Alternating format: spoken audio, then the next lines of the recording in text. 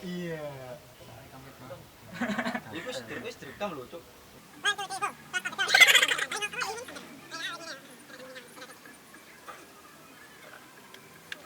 Oke, kita langsung saja ngobrol-ngobrolnya tanpa opening, tanpa basa-basi. Dan terima kasih buat Mas Jun karena sudah meluangkan waktunya dan sudah menyiapkan tempat-tempatnya. Terima kasih loh, Mas. Sama-sama. Sungkan aku. Dewe ya. Rasa kali malu, Mas. Kita los santai. Oke, di episode berapa ini? 200 berapa ini ya? 200 anjay. Produktif ya YouTube. Rajin kalau anak sekolah. Kalau nggak rajin nanti jadi pemalas. Kalau malas jadi orang miskin. Miskin, komunitas miskin ya. Padahal lulusan SMP, Cuk. Anjing. Nanti kalau miskin kena corona. Heeh. Konspirasi. Sharing, Bro.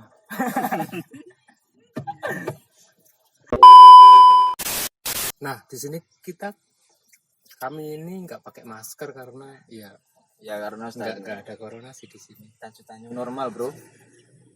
Dan Kebal corona, mana corona serang. Anjing. ya kita nggak takut sih karena dari sekian banyaknya orang ini berempat itu pada nggak ada yang keluar rumah, jadi ya di rumah aja kerjaannya, nggak bergaul sama makhluk lain. Makhluk lain seperti apa, Pak? Ya seperti apa ya itulah DPR ya. Tapi kita Pejabat- terima pejabat. kasih loh terhadap tenaga kesehatan yang berada di garis terdepan. Siap. Kalian luar biasa. Konspirasi atau apa corona ya kita nggak tahu ya. Dan Mas Jun ini karakternya unik loh, Bro. Waduh, Penampilannya pun kayak apa ya? kayak gimana gitu. Senja. Kopi. Senja. Senja kopi. Oh ya, Mas Jun. Iya. Umur Mas Jun berapa sih? Kalau Oh, umurnya? umur 22. 22 tahun. Jomblo. Oh, cuma Oh, buat teman-teman yang masih jomblo, Bro. Pak Bro yang masih jomblo. Ini Silakan Mas Jun. daftar. Silakan daftar dan jadi sini tertanya. metu biasanya metu. Seret nih. Mas Jun, Yes. selama pandemi ini kegiatan Mas Jun ngapain saja? Kan lagi musim-musim corona nih. Ya, Masih musim. masih Masih musim dan masih baru new normal. Katakanlah ngapain saja kegiatannya? Kalau untuk saya sendiri itu pas waktu musim corona di Indonesia kan meningkat ketika bulan apa itu? Februari. Apa Maret? Oh, Februari Februari. Maret. Nah, Februari itu saya pulang dari perantauan di Malang, terus waktu itu ya di rumah ada kebun. Jadi ya mungkin kita berkebun aja. Karena apa ya? Kebunnya, Bro. Belakang rumah, Bro, kebunnya.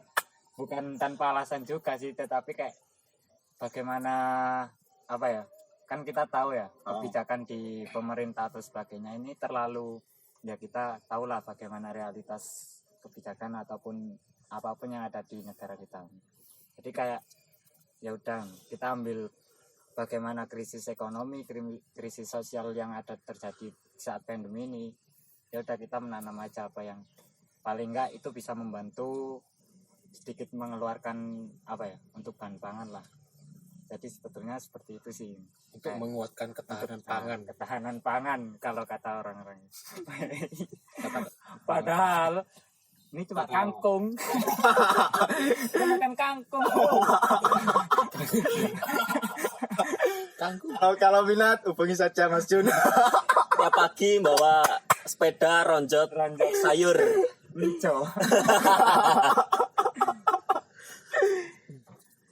Tapi positif banget loh Mas. Ya Tapi alhamdulillah. pernah nggak ada orang-orang yang biasa lah netizen Iya. kayak mencibir, sukanya kan mencibir netizen itu Mas. Banyak yang ngomong negatif ke Mas. Kalau untuk mencibir ya apa ya? Ya menurutku kayak itu mungkin hak mereka untuk mencibir ya. Mungkin kalau bagiku sih aku ambil positifnya aja. Kalau untuk selama ini kalau melihat dari mungkin orang-orang yang di netizen atau apa ya, mungkin kayak oh kamu ikut-ikutan, oh kamu gini ya. Ya menurutku kayak kenapa enggak kalau yang kita ikut-ikutan itu yang positif. Untuk secara kita pun juga tahu apa yang kita lakukan. Nggak mungkin kita melakukan hal kayak kita mau ikut-ikutan trendy atau sebagainya. Menurutku kayak kalau kamu tahu ya lakukan, kalau nggak tahu alasannya ya menurutku kayak poser aja kalau kata Pasrah gitu. mungkin kayak bisa dikatakan kamu poser ya. Stop. Stop. Atau apa? Kameranya mati. Anjir. Gak kerekam ya? Iya. Nah, sip. Nah, sip. Oke. Ya, kita kembali lagi. Kita kembali lagi. Maaf kameramennya agak ngeblank. Kamera goib. Ada koip lewat tadi bro. Berarti Mas Jun lebih ke apa, pasrah aja kayak netizen kayak ngomong gitu, lebih ke diamnya. Ya dibilang pasrah juga mau gimana ya, kita nggak tahu kekuatan untuk sosial media ini. Itu suatu hal yang menurutku kayak ini terlalu besar energinya untuk menguras tenaga kita gitu loh. Makanya kayak ya udah mau gimana lagi. Energi, bahas energi. Oh, Energi kan. kayak video lain-lainnya Pak, apa kayak goib ada energi di sana bro. Bagaimana Mas Wan tanggapannya? Ya, saya pengen tanya Iya. sebenarnya. Oh, tanya Monggo, apa? Mas, Tanya Mas. apa? Monggo Mas. Kita los dol. Mas Jun ini kan juga terjun di seni-senian Iya, sih. waduh. iya. Aku lihat ini apa, ada gambar-gambar, Lukisan. lukisan. Kayak siapa namanya yang seniman barat itu? Seniman loh barat. yang gambarnya oret-oretan itu. James Michael Michael. basket. Basquiat, ya. Basquiat. Nah, itu masnya jurusan apa sih? Seni rupa. Waduh. Seni rupa atau desain. Untuk kuliah saya itu sangat berbanding balik dengan mungkin kegiatan yang saya lakukan gitu. Kalau untuk kuliah saya itu saya di ilmu kesejahteraan sosial yang dimana mempelajari tentang ilmu-ilmu sosial dan ilmu psikologi. Jadi ya itu sangat bertentangan dari apa yang saya lakukan gitu. Sinkronnya itu loh, yang bikin saya gemes itu.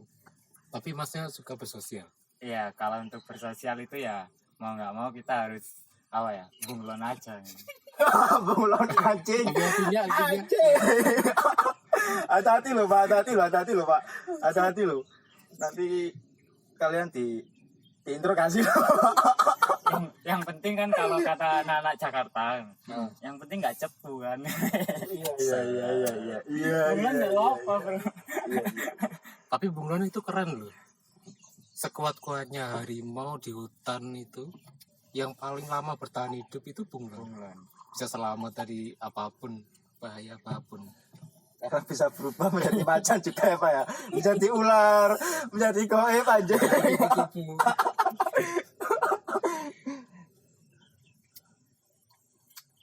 Minum dulu bro. Iya. Bunglon itu termasuk hewan apa? Saya juga nggak tahu Pak. Kayaknya hewan Menyerupai hewan kayaknya. Ya itulah ciptaan Tuhan yang paling sempurna. Tanggapan Mas Ali Bro. Julukannya Mas Cacing ini gimana? Tentang apa? COVID-19. COVID-19 identik dengan bersepeda. Nah itu, Nah, itu yang momentum yang sangat mendukung sekali untuk para pencitraan di media sosial ya, dan sebagainya. Meramaikan publik, nggak pakai masker. Tapi ada loh yang pakai masker sampai mati. Saya mati loh, Mas. Astagfirullahaladzim. Meninggal. Ya Allah Tuhan. Serius ada. Itu kan sama bersepeda. Iya bersepeda. Kegiatannya positif Pak, kegiatannya positif. Iya tapi bersepeda terus pakai masker kan nggak ada oksigen masuk. Nah, Nah, itu Eman loh. Sampai apa? Sampai cara Jawanya itu, bahasa Jawanya itu gelenteng. gelenteng. geletak. Padahal sepedanya itu mahal. Mahal. Mahal juga. Ya mahal-mahal. Serius. Dan, jadi buat kalian yang masih bersepeda, Ya bersepeda ya lah. bersepeda. Dengan gaya-gayaan ya, Pak ya? Nggak apa-apa lanjut aja. Lanjut Terus saja. aja mancing. Ya ampun. Ya. Ketika apa ya? Ketika nggak mengikuti tren, Nah, kita ya apa? Bisa dibilang apa ya? Ansos lah, katrok lah, deso. Ya, bayangkan gitu. Ketika apa? Terus hal sing positif iku tadi dijadikan apa? Dalam nuansa apa? Covid ya kemarin ya. Dan berkumpul, tidak ada jaga jarak dan lain sebagainya, akhirnya menimbulkan hal yang negatif. Hal positif pun bisa menjadi negatif tanpa kesadaran dari apa? Tiap individu masing-masing itu tadi. Tapi kebanyakan emang di sosmed itu emang banyak yang pencitraan ya. Kayak sepeda Banyak gitu. sekali, bukan dari 1-2 orang. Kadang saya lihat itu sampai tapi aku jengkel. bersepeda juga loh. Saya lagi bersepeda. Ikut gak, Mas? Oh, kalau aku sih karena mungkin cerita ya. Sebelum pandemi ini kan aku membeli sepeda ontel waktu aku di Malang. Terus habis itu teman-temanku cuma tanya, kenapa kamu beli sepeda? Kan enak motoran. Ya menurut tuh kayak entah mungkin karena waktu itu aku cuma kepikiran aku beralih transportasi atau gimana ya. Mungkin kayak ada dorongan hal itu. Nah akhirnya kayaknya lebih asik deh karena kayak aku pun sendiri nggak pernah olahraga gitu loh. Jadi akhirnya ya udah kita mencoba untuk satu mungkin kalau berbicara politis kayak bersepeda kan juga kita baik untuk bumi atau sebagainya dengan kalau untuk motor kan ini terlalu ini itu pun bisa kalau kita cuma hanya kayak ngomongin hal itu. Cuma kayak sederhananya sih kalau untuk aku ya udah sepeda aja. Kalau Ini Pak, kadang apa? Berangkat bersepeda, pulang naik mobil, diangkut semuanya. orang kaya. Iya kan, kebanyakan kan Bro. gitu kan. Jadi berangkat bareng-bareng bersepeda, semangat bersepeda, pulangnya naikin di mobil pick up sudah gitu kan nggak ramah lingkungan, katanya kan mau berantas polusi udara atau bagaimana, tapi idealisnya kan beda.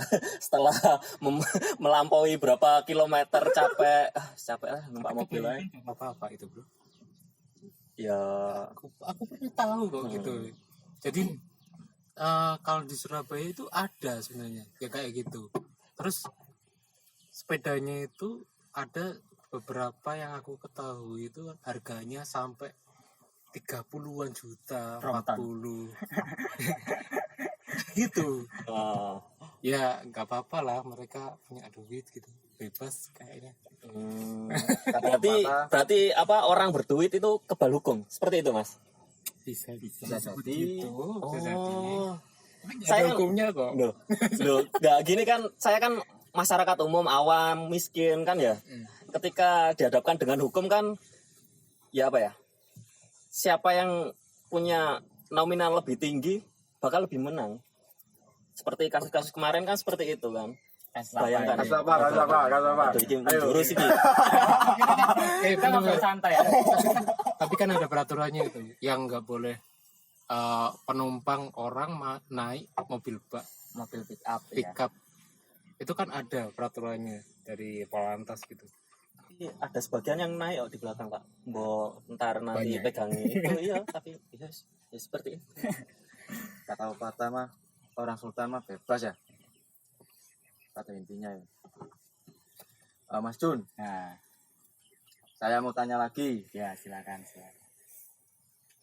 Karya Mas Jun ini bergenre apa sih sebenarnya? Mungkin kalau untuk bergenre bisa ditanyakan Mas kurator. Mas-mas yang emang kuliah di seni gitu. Kalau untuk saya itu Cing. Untung ya? aku gak sekolah, Bro.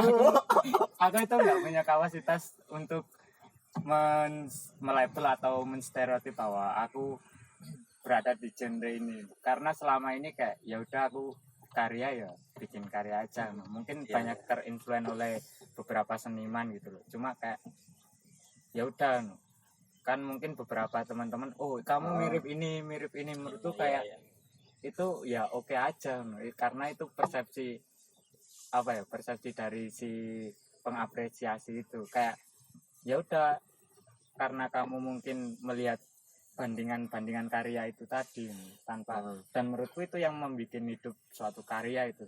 Tetapi paling enggak kan kita bisa telusuri ke belakang lagi kayak apa sih kamu bikin karya ini untuk mungkin proses penciptaan itu ya Mas. Iya. Itu bisa ditanyakan kembali ke mungkin kayak pembuat itu bisa juga.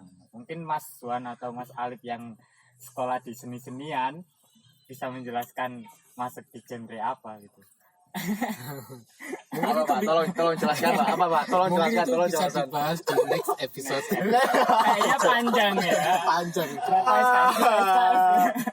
Mata kuliah lukis 1 semester 2 SKS bro, 2 SKS 12 lukisan 1 semester, bayang no kon. Orang kayak studi yang bidang ekonomi kayak ngelihat orang seni itu kayak enak ya, kuliah tinggal menggambar. Tamu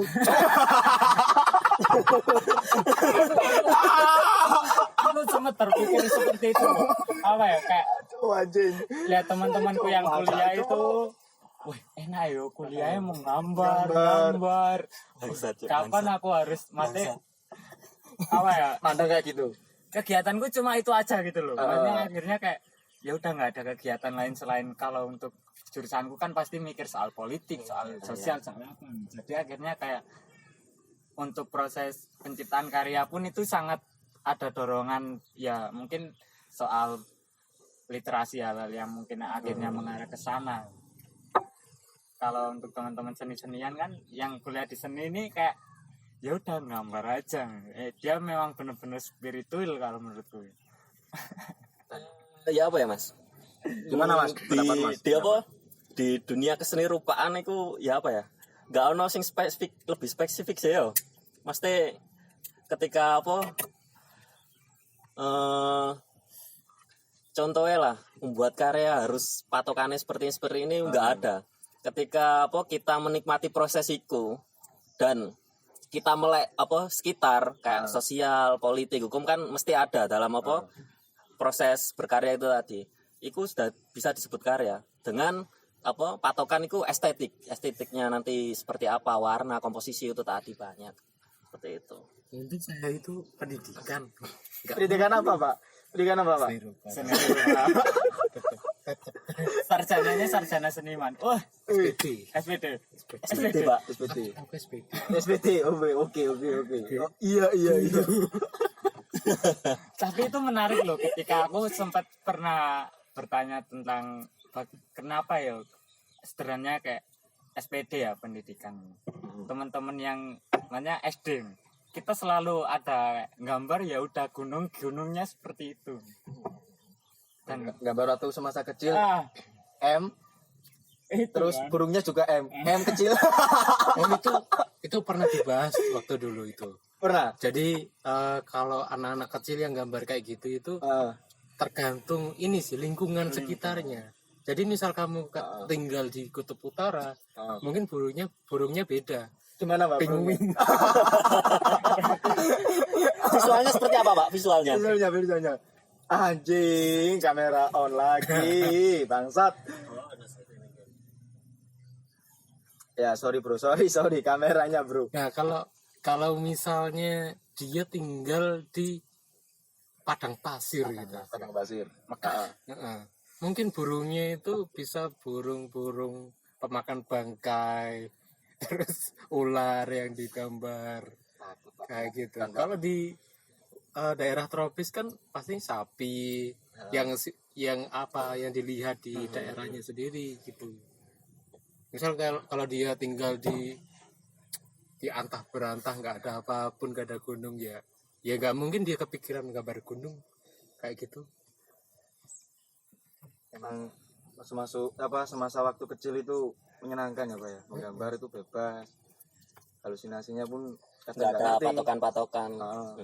Dan masih murni. Ketika kita sudah dewasa mencemplung di dunia seni-senian, akhirnya kan tersekat-sekat kan, akhirnya kan realis terbatasi ya. Terbatasi. Akhirnya mindset kita pun beda kan, ketika nggak sebebas itu. Ternyata di dunia seni rupa itu tetap ada kubu-kubunya. Di seniman realis pun menganggap di abstrak pun alah kok cuma sekedar ini, padahal nilai estetiknya itu bukan di gambar itu, entah nanti di subjeknya tadi kan bisa. Kalau di realis sendiri kan nanti ada penikmatnya sendiri, entah dari subjeknya atau dari karyanya kan bisa dinikmati sendiri, mesti ada penikmatnya sendiri. Jadi seniman paling murni itu adalah anak kecil. Iya. Paling bisa dibilang seperti itu kan. Iya kan, soalnya nggak dipengaruhi individu lain kanan kiri siapa, kamu harus gini, kamu nggak, bebas aja gambar.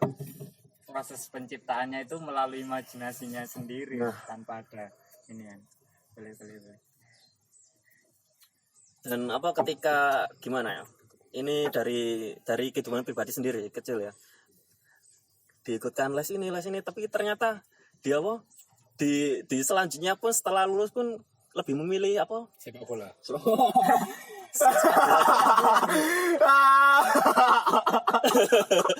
kan masih kecil kan, diarahkan kan sering kan. Dileskan fisika, bahasa Indonesia, fisika, apapun itu. Hitung-hitungan. Akhirnya keluar Inggris gitu ya. Jauh dari itu kan. Akhirnya kan ilmunya itu enggak kepake bangsa. Ya ampun. Ilmu pasti Jujur saja sih, aku tuh nggak suka olahraga Dari kecil? dari kecil. Soalnya Sukanya apa Pak? fisikku itu lemah, kalau lari itu mudah capek gitu.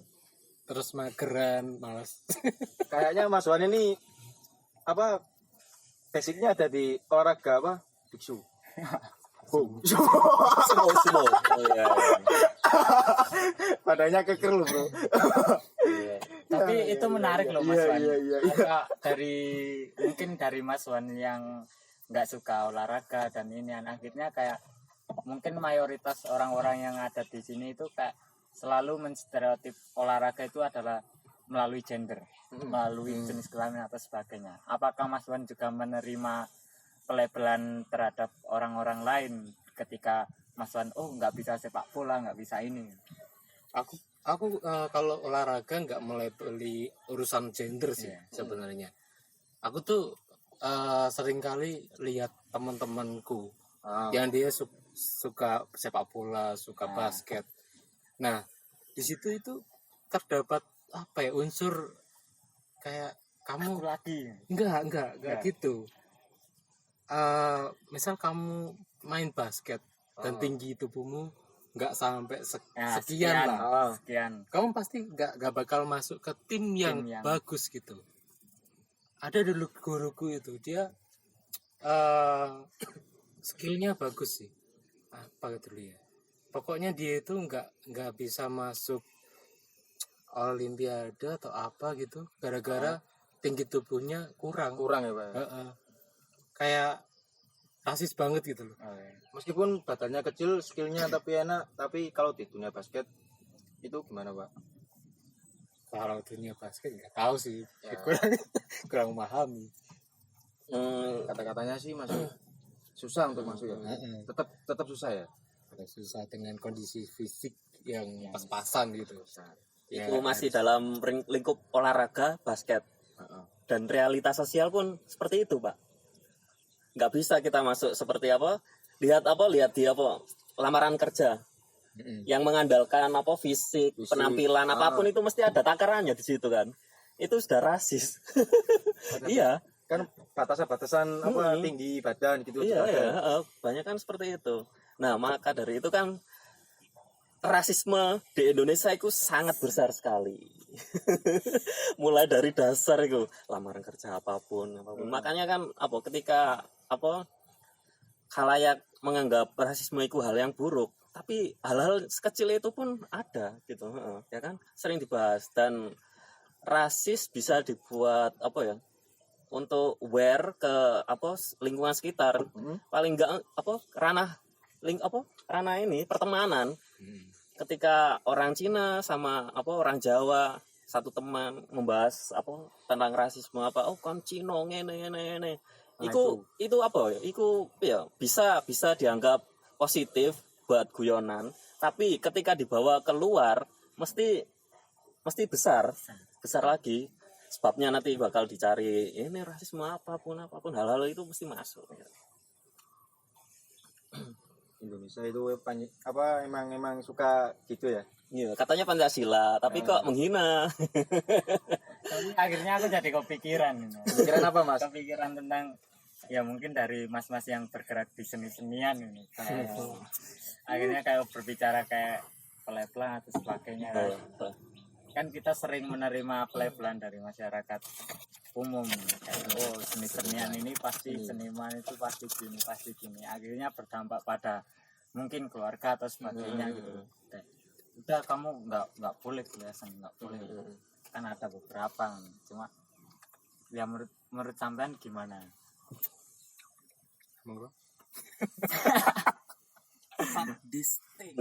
Menurutku sih gitu.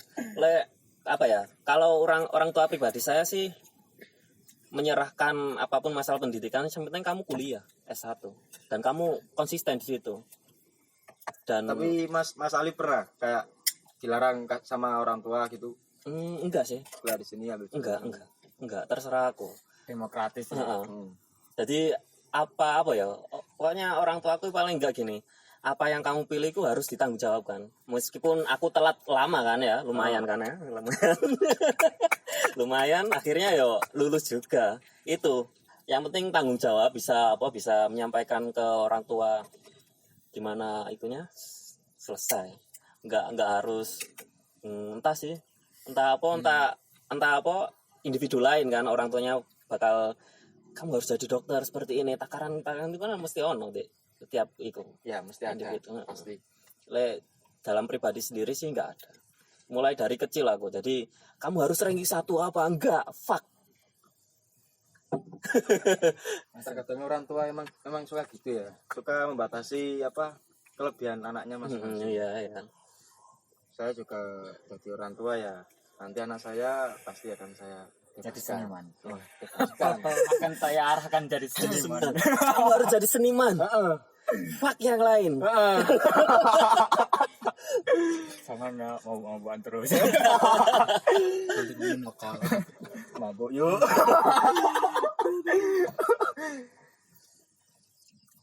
Terus saya dengar itu kemarin Mas Jun buat kaos ya. Itu Ya. tujuannya apa sih? Buat kaos. Terus dengan ciri khasnya Mas Jun. Terus katanya hasilnya didonasikan. Iya. Visi misinya Mas Jun itu apa? Sebetulnya kalau untuk penjualan kaos itu ya, itu sangat menurutku kompromi terbesar dari saya, dariku. Kayak apa ya? Aku Berarti Mas Jun punya bayangan dong? Kakek Bunsin. Enggak lah. Ketika apa? Gini loh. Selanjutnya bikin distrik. Ketika gini loh, Pak. Awak dewe iki mikir dua hal. Yang mana bisa dikomersilkan, mana bisa untuk pribadi kan? Benar. Kita kedatangan lagi tamu, Bro. Bintang tamu seniman Kita besar. panggilkan, yaitu Mas Kolpi, Nur Kolpi. Iya. mau pameran tunggal loh. Ini bangkunya kurang satu loh. Silakan Anda Silakan. Abang itu ya Mas, sama cukup. Ya. Berdiri juga gak apa-apa, Mas. Berdiri di sini juga gak apa-apa. Lesehan. Itu sama cukup. Kelunggu, kena. dari sore. Enggak pergi, aku jajan nanti. Aku tak ini. Nah, Ketok ah. tok. Kedatangan lah tamu lagi, Bro. Amer.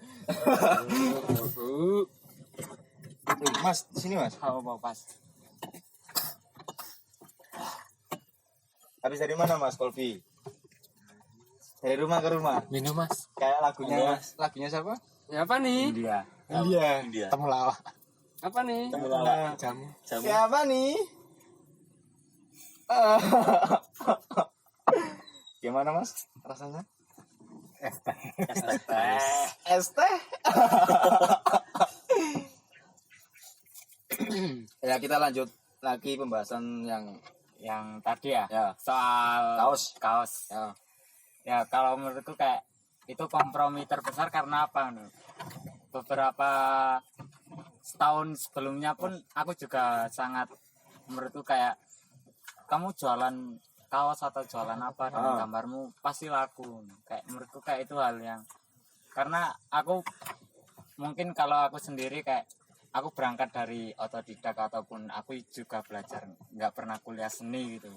Jadi kayak ya udah aku bikin karya aja dan aku pengenku karya itu diakses publik dengan gratis gitu loh.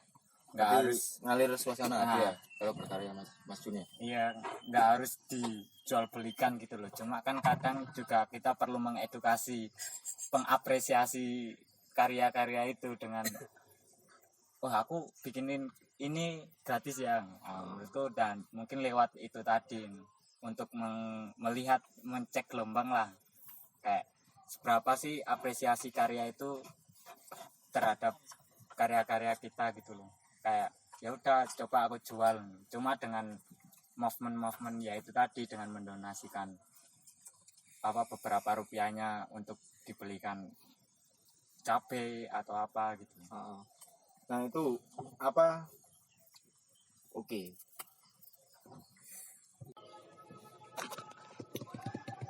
Ya Mas Jun. Ya. Apa kemarin kan membuat merchandise baju dan hasilnya kan dibuat apa kayak bentuk cabai dan itu pun fungsinya buat apa? Kalau kita tarik ke belakang lagi ya kayak ya itu tadi kalau untuk kaos, kalau untuk penjualan itu aku emang bener-bener sampai ya itu tadi gara-gara beberapa obrolan dari temen itu kayak sampai kapan karyamu ada di kamar, ada di ruangan gitu, kamu nggak ingin memperluas lagi untuk mengapresiasi karyamu lewat suatu hal kayak kaos ataupun tote bag ataupun apa gitu. Ya itu dari situ aku berangkat kayak ini alasan paling tepat untuk aku berkompromi untuk menjual hasil karyaku gitu. Kayak ya udah aku menjual karyaku dan di situ keuntungannya pun juga aku berbagi karena untuk dalam bentuk cabai itu kayak pas waktu itu emang aku bertemu dengan temanku yang petani ya. Itu akhirnya kayak dia beberapa hari bahasa Jawanya sambat untuk harga cabai ini mahal murah sekali untuk dari petani gitu. Terus akhirnya aku bilang aku lagi bikin merchandise untuk kaos untuk hasil keuntungannya mungkin beberapa untuk donasi gitu. Terus aku bilang aku beli cabaimu ya untuk nanti aku bagikan gratis nggak apa-apa Kang.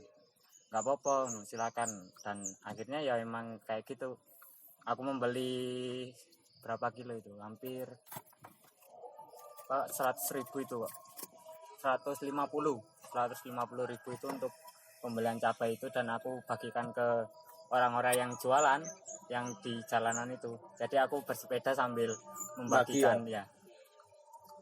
Kemarin saya lihat di sosmednya Mas Jun itu banyak loh cabainya itu.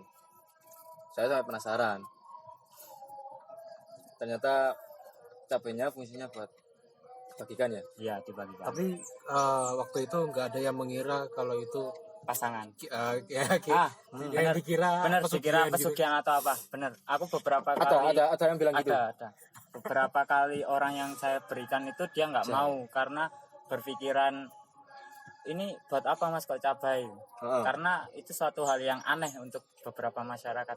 Ya. Dan aku bilang, aku bikin merchandise ini pak, keuntungannya saya belikan ke petani langsung cabai itu tadi. Terus dan aku bilang ini nanti apa akan saya bagikan gratis. Karena apa?